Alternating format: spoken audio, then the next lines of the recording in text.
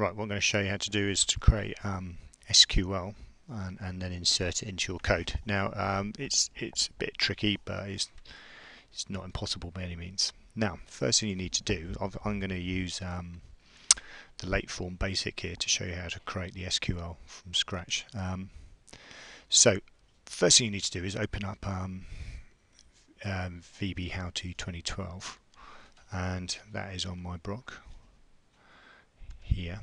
Okay, so open that up, and because we're adding records, it's pretty much the same code for whatever you use. So I'm already at the right place. So there we go, basic SQL, or DML in this case, data manipulation language. So adding records. So I'm just going to copy that, and then I'm going to go to my button on here and paste that in. Now obviously it's not going to like that because it's looking at text boxes that don't exist and things. So everything's there already. As long as I've got my class DB connector, everything's fine. I've already got the command that will actually execute this SQL or DML, and it closes it afterwards. So I could just modify this, but I think it's easier to start again from scratch. So I'm just going to delete everything there, and then what I'm going to do is get from here I'm going to get it to create some DML for me. So what I'm going to do then is go to tables, right click new query. Okay, now I'm just going to be adding lates here, so I just need that one, so double click on that and then close. Now the late ID is an auto number, so I don't need to worry about adding that, so that's the one thing I don't need to do. So I'm just going to tick all the rest, and at the moment you'll notice that's just creating normal SQL. If I execute that, you can see, yeah, it's just bringing back everything, but that's not what I want. I want actually DML to add records, so I can click on here, change type, and I've got insert values. Now it's changed it to that. So this is what I actually want here. Now the way this works is it's trying to put it on multiple lines, which is fine, which you can do that. So it's insert into TBL late, that field, that field, that field, and that field, and the values would go in here, separated by these commas, and they match up in the same order as student ID, period, date of late, and mins late.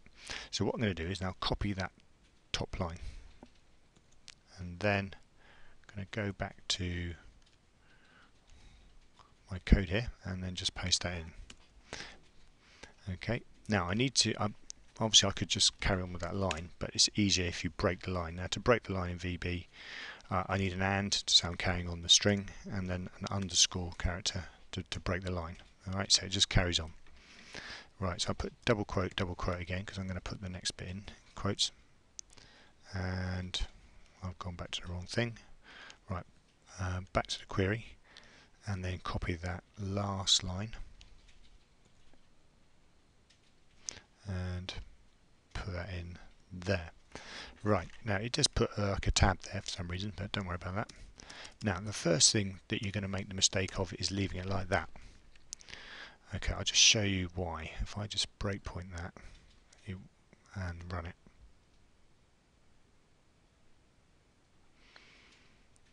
so it's basically add new. Right, so I've broken it there. Now if you look at command string, it says insert into TBL late, student ID, period, that's good, means late, and then there's no space between that bracket and values, which is dead easy to miss, and a lot of people will make errors doing that.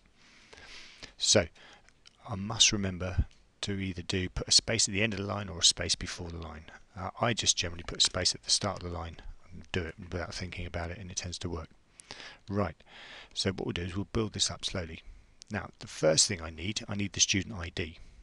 So what I have to do now is break the string, and then an ampersand, and then the name of the text box with the student ID, and there it is, dot text. Okay, and then I then form the string again so it gets the next comma.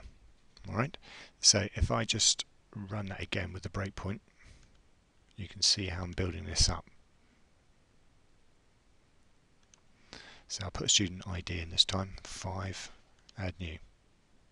Right, so put myself a command string, you can see there that it's now got the value 5 followed by a comma. Alright, so as it's building up slowly. Right, so that's working. I can now do the next one, and it's expecting the period. So that's again from another text box. So after the comma, I break the string, so and then ampersand txt period dot text. If it doesn't come up with the IntelliSense, you know you've made a mistake here, and it is dead easy to make a mistake. So it's ampersand again, and then right, I'll do the next one straight away. So I need another quote after double quote after the comma, and then ampersand again.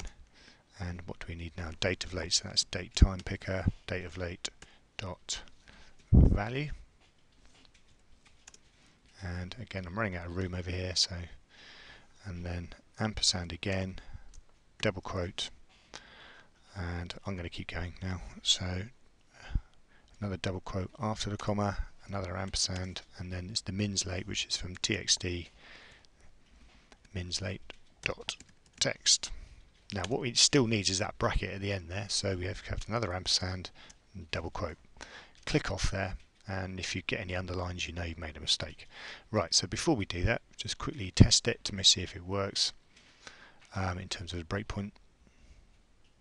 So I'll put some values in, so student ID 1, period is 1, 2 even, mins late is 4. So click add new, it's broken, and you can see there that's what it's trying to add in. Now one thing I've forgotten to do is that you should put the date in as a string. Okay, I don't think that will work, so I'll just prove it to you if I just carry on running it. Yeah, it's crashed. Okay, so it didn't like the date there. Okay, so what you have to do is treat the date as a string. Now the way you do that in SQL is you just put single quotes around it. Now it does make it look even more messy than it does already. So you just put a quote there and a quote there. So that's effectively surrounds it. If you see what that actually looks like, it's probably easier to explain. So if you run that again with the breakpoint and student ID 2, I'm pretty sure there's one of those 2. Mins late is 2. That's not ideal, is it? Let's just change that to 3. 10 minutes late. Add new. Right, now if you look at the command string now, you'll see that there's 2 student ID, the period is 3, there's the date with the quotes, and then there's the 10. Now basically, if you've got any names or anything like that, any string values have to be surrounded by single quotes. So let's just run that then, and it seems to have worked. Alright, so I'll just prove that that's actually saved by having a look in the database. So that was late, wasn't it? Retrieve data. So the late ID was obviously also numbered, don't know about that, so it's 2, 3 and 10. Okay, so that worked like a dream. Right, so that's basically how you create the SQL. It's a bit tricky, I wish there was an easier way, but there doesn't seem to be, so that's the way you have to put up with it. But at least you can copy most of it from Server Explorer, and that is it.